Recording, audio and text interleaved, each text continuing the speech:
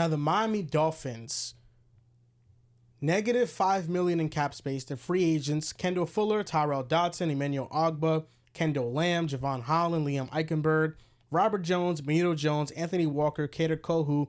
13 players that they have in free agency played 40% of snaps or more this past season. So a lot of players that contributed to their team, and really their cut candidates, they're like the Bills. They don't really have any. You know, you Bradley Chubb, post June 1st designation. Same thing for Teron Armstead. Do you really want to weaken the offensive line when Patrick Paul Jr., who's a raw prospect, do you trust him to just slot in there and be your left tackle? Probably not.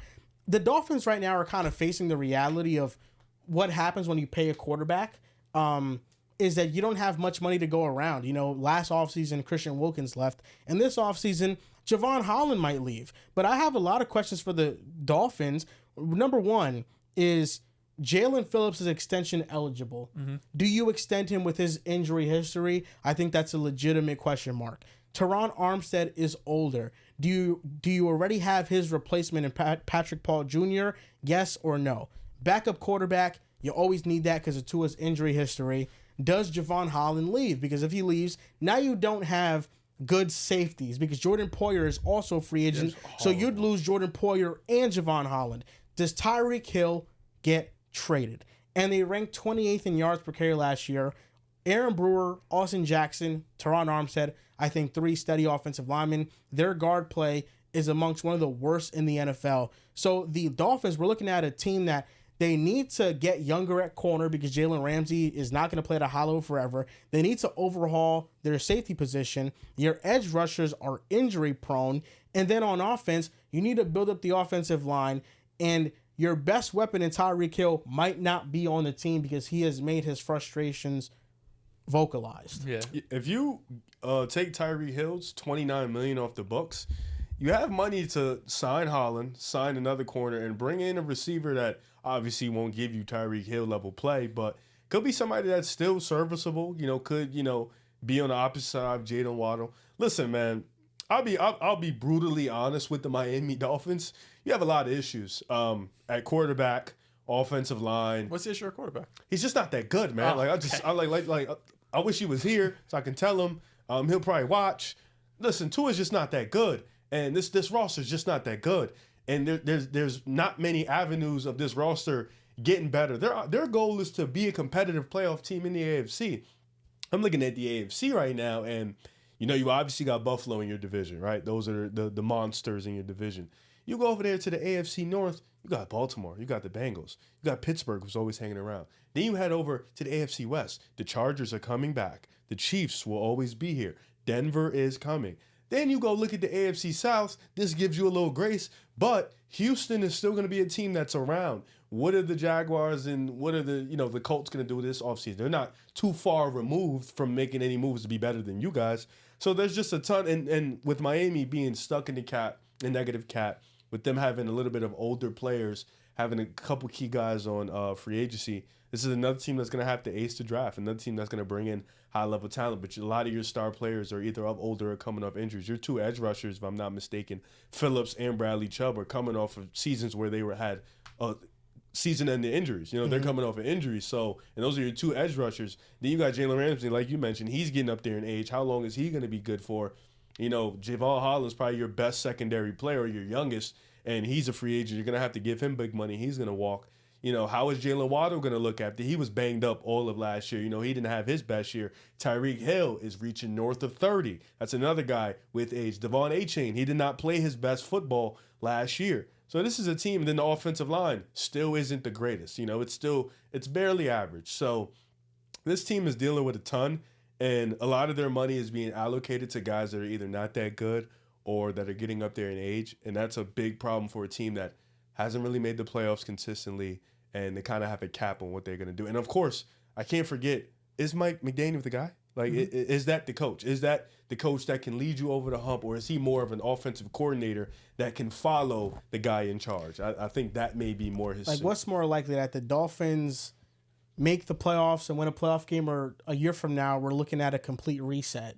Well, they haven't won a playoff game in 25 years, so it would be a monumental achievement if they did that. But I mean, ironically, I feel like for the first time in a couple of years at least, I have more questions about the offense and the defense. I feel like Anthony Weaver, defensive coordinator, did a really good job this past year. They were one of the surprising defenses. They were 10th in EPA per play, and their biggest question, I think, defensively is just the secondary pieces, right? Both your safeties, Poyer and Holland, are free agents. Their nickel corners are free agent. Those are like the big pieces defensively they have to figure out how to bring back. I just saw a report that they won't be franchising Holland, so he will hit the open market, and he's going to have a very extensive market. He's going to be the best safety in free agency this year, but the question marks are on the offensive side of the ball. Like Riv mentioned, Mike McDaniel has not been able to win the big game. He is 3-14 against teams over 500 since he took over, and we know what the identity of this offense is, and he hasn't really been able to adjust it over the years. We've seen guys coming from Sean McVay's tree being able to adjust it. Kyle Shanahan, of course, when he brings CMC in, the offense changes, but we haven't seen as much, I don't know, I want to say creativeness, but different punches that Miami can throw that we've seen from some other teams from this, Shanahan, McVay tree. Quarterback position. Number one, can Tua stay healthy? But it's the same question with Mike McDaniel as it is with Tua. In those big games, he has not been good. Against playoff teams, he is 4-13, 26 touchdowns, 19 interceptions, and a passer rating below 90. When your quarterback and your head coach, in the biggest moments you have question marks about, it's going to be very difficult for me to have faith that you could, number one, make the playoffs, and number two, even win a playoff game. The weapons room, right? Number one, who is Devon Achane as a runner? Because we saw in his rookie year, he was super, super efficient. This past season, the efficiency went down, but also Tua got hurt. When Tua was out, this guy could not run damn near 3 yards a carry. When he was in there, especially as a pass catcher, he is special as a pass catcher, but is he a workhorse? Because there was times where you were giving him 15 to 20 touches a game, or is he someone that you sprinkle in with, Jalen Wright like they took in round 3 of last season? And then also the receivers, right? Does Tyreek want to be here long term? Will Jalen Waddle return to who Jalen Waddle was? This is a guy I was looking the other day, he's, I think, top 5 or 6 in terms of annual value for a wide receiver. And I don't even know if he's a top 25, 30 receiver entering the 2025 season. He has taken a pretty significant drop-off over these last couple of years. Of course, injuries have played a part in that. And then lastly is the offensive line. You mentioned those 3 steady pieces. Their 2 starting guards, Eichenberg and Robert Jones, are free agents. But not that their offensive line isn't important, because of course it's important when you have Tua, but since there's such a quick passing game, they're probably not going to invest as much money in their offensive line outside of Armstead, who's making a good amount of money. So there's a lot of questions on offense for me. I do feel like Anthony Weaver is one of the better defensive coordinators in the league, so even if some talent leaves, I feel like they can be a respectable defense. And we know the offense is going to have big games, right? We know at the end of the year they're going to be like top 10 in EPA, because they're going to have games where they score 40 points against bad defenses. But this is a team that we're done wondering, are you good enough to go 500? Are you good enough to win 10 games? We know you can do that. We know you can beat bad teams. Now it's this next step. Can you become a consistent playoff team? Can you get a playoff win? And with the cap space, with the draft picks, it's hard to find a lot of areas where this team, usurps Buffalo, but even at the minimum, becomes a wild card team. Yeah, when a team is having aspirations of making deep playoff runs, you need a couple things to go right for you. When you're a team like the Dolphins, you need to have an overwhelmingly great roster to compete in these type of moments.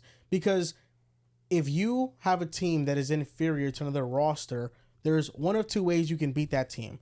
You have a quarterback that is far better than that opposing team's quarterback, or you have a coach that is far better than that other team's coach. And the Dolphins seem to be at a disadvantage in both of those areas. Mm-hmm. So unless they have an overwhelmingly stacked roster, like to the level of what the Eagles just had this year, they're not going to be able to win those games. And it's going to be very hard to get to that point. Like, they would have to hit on every single draft pick, literally. So I think a change of philosophy with Miami is needed. I think they need to invest in the offensive line.